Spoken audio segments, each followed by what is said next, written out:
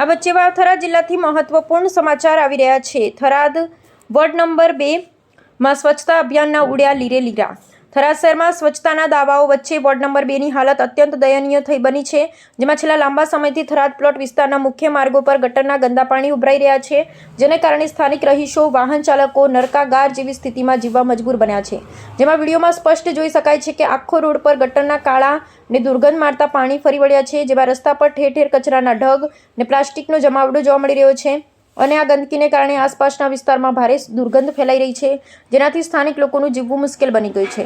જેમાં સ્થાનિક મહિલાએ નગરપાલિકાના પ્રતિનિધિઓ સામે ભારે રોષ ઠાલવ્યો છે।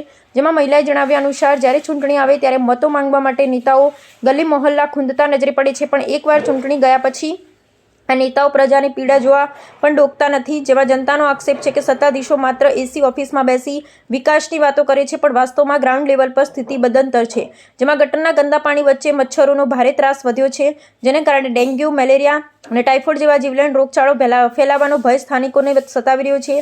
જેમાં નાના બાળકો અને વૃદ્ધોના સ્વાસ્થ્ય સામે ગંભીર ખતરો ઊભો થયો છે અને જો સમયસર આનો ઉકેલ નહીં આવે તો અહીં કોઈ મોટી બીમારી ફાટી નીકળે તેવી શક્યતા નકારી શકાય તેમ નથી।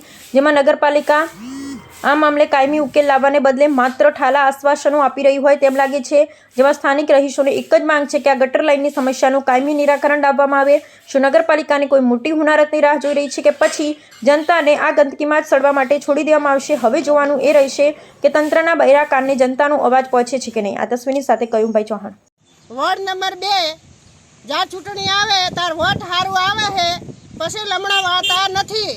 મારા ઘર જોડે કચરો ભરાય, ગટર ભરાય, મારા છોકરા ડૂબી જાય, ગમે તે કોણ જવાબદારી લે છે? ગમે તે કરીને આ ગટરનો નિકાલ કરો। મારા જોપે આવીને પાણી ભરાય, મારા છોકરા આવીને મોય પડે, મારા છોકરી છે 3 વર્ષની મોય પડીને મરી જાય તો અહીંયાની કોણ જવાબદારી લે છે?